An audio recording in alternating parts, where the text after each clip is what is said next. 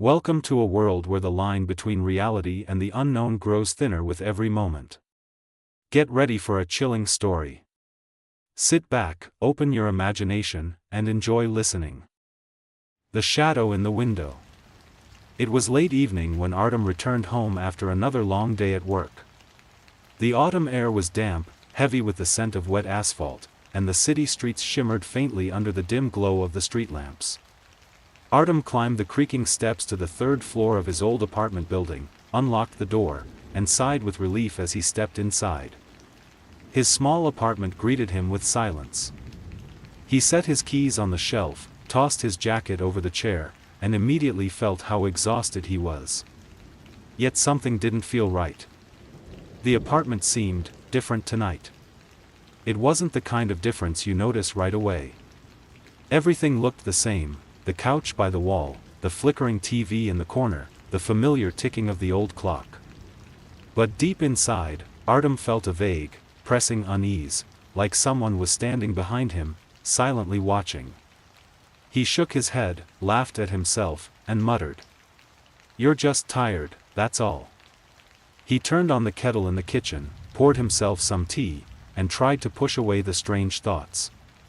But when he walked back into the living room, his eyes instinctively went to the window. And that's when he froze. Outside, beyond the thin curtains, a dark silhouette stood motionless. It wasn't clear who, or what, it was. A tall, human-like shadow pressed against the glass, as if peering inside. No face could be seen, no features, just a dense, unnatural blackness that seemed darker than the night itself. Artem's heart raced.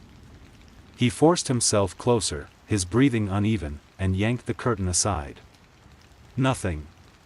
Only the empty street, the same old lamp post, and the sound of wind rustling the trees. Artem rubbed his eyes. "I'm imagining things," he whispered. But the image of the shadow still burned in his mind, vivid and real.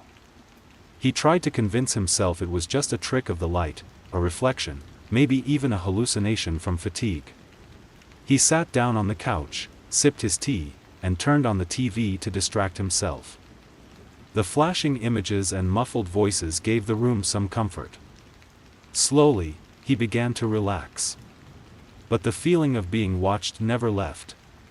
Every few minutes, Artem glanced toward the window, expecting to see that silhouette again.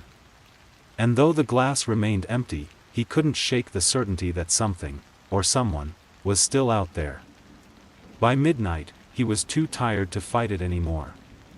He turned off the lights, lay down in bed, and pulled the blanket over his head like a child.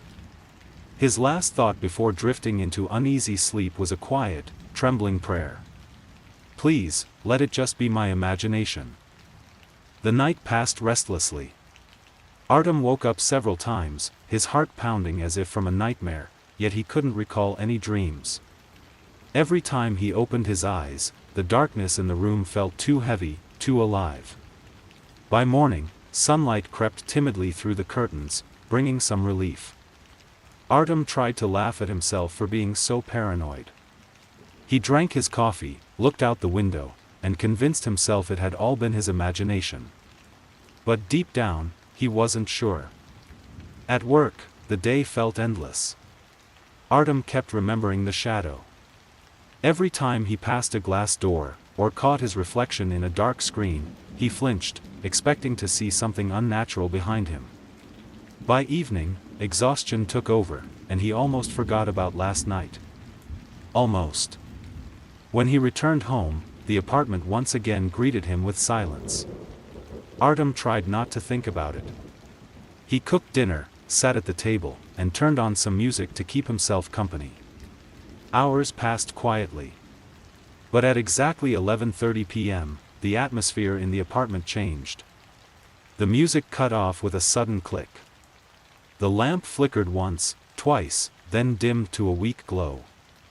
The silence became oppressive, and Artem felt the air grow colder. And then he heard it. A faint, deliberate tapping on the glass. Artem froze. His spoon slipped from his hand, clattering loudly against the table, but he couldn't move. He slowly turned his head toward the window. Behind the curtain, that same silhouette stood. This time it was closer. The shadow pressed its face against the glass, as if trying to see inside. There were no features, no eyes, but Artem felt its gaze burn straight through him. His breath caught in his throat, his body refused to obey. Then, another tap. Louder. Sharper. He bolted to the window, yanked the curtain aside with trembling hands, and... again. Nothing. The street was empty. Silent. The lamp post cast its weak circle of light, and the wind rustled the leaves. But Artem noticed something new. On the outside of the glass, smeared across the lower corner of the window, were faint, dark handprints. Long, thin fingers stretched unnaturally far, like they didn't belong to a human at all. His stomach twisted. He stumbled back from the window, heart hammering. His mind screamed at him to leave, to run, but his legs refused to move. Instead, he sat back down, clutching his head, whispering to himself. This isn't real. This isn't real. But deep inside, Artem knew, the shadow was real. And it wasn't going to leave. Artem woke the next morning drenched in sweat, his body trembling as though he had run for miles. His eyes darted immediately to the window. The curtain was closed, but sunlight bled faintly through, pale and cold. He forced himself up, though every nerve screamed at him to stay in bed. The apartment felt heavier now, as if the air itself carried a strange density. He walked toward the window, pulled the curtain aside quickly, and froze. A faint outline of a handprint lingered on the glass. Not his. Larger, broader. Artem stumbled back, his breath catching in his throat. He lived on the 8th floor. No one could possibly reach his window. The memory of the shadow last night clawed its way back into his mind. His rational side screamed for logic, maybe condensation, maybe dirt. But the part of him that had been awake at 3 a.m. knew the truth: someone, something, was watching him. That evening, dread wrapped around him tighter than a noose. He tried everything, keeping the lights on, playing loud music, distracting himself with TV, but his eyes kept drifting to the window. And then it began again. The curtain shifted, though the window was closed. Slowly, it parted, just enough to reveal the faint silhouette of a figure standing on the other side of the glass. Tall. Motionless. Head tilted, as if studying him. Artem couldn't breathe. His phone was in his hand before he realized it. With shaking fingers, he opened the camera and pointed it toward the window. But when he looked through the screen, the glass was empty. He lowered the phone. And the figure was there again. A dark outline. Closer now. Artem screamed, stumbling backward so hard he nearly tripped over the couch. His chest tightened, his mind desperate to find a rational escape. Without thinking, he tore the curtain down completely. The window was empty. Just glass. Just the night sky. But then, from the other side of the glass, a faint tap echoed. 1, 2, 3. As if knuckles were gently knocking from the outside.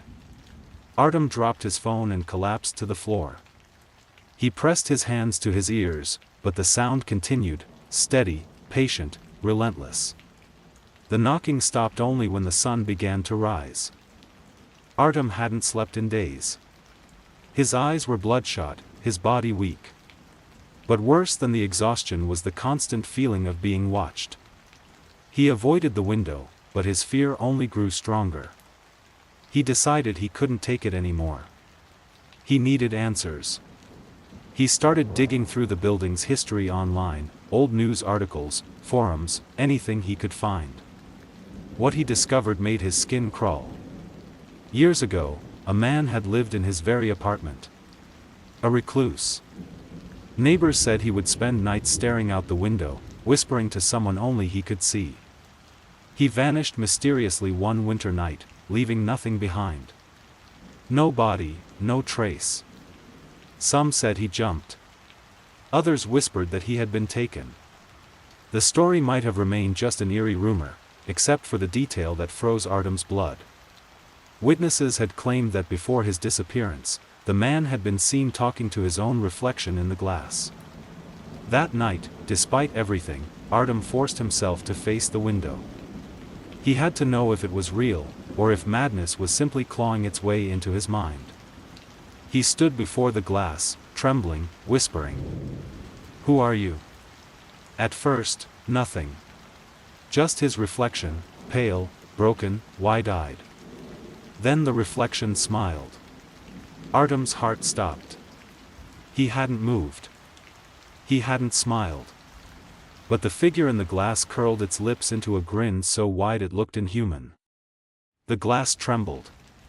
A hand pressed outward from the other side, distorting the reflection. Fingers curled against the glass, exactly where the handprint had been days before. Artem stumbled back, but his reflection didn't follow. Instead, it pressed harder, until small cracks spiderwebbed across the window. The smile widened. The reflection's eyes darkened. And then, with a sound like breaking bones, the figure stepped forward out of the glass. The last thing Artem saw before the world went black was his own reflection, grinning, standing in his living room, while he collapsed into the void. Thank you for staying with us until the end. If this story gave you chills, support the channel with a like and subscribe. The shadows always have more to whisper.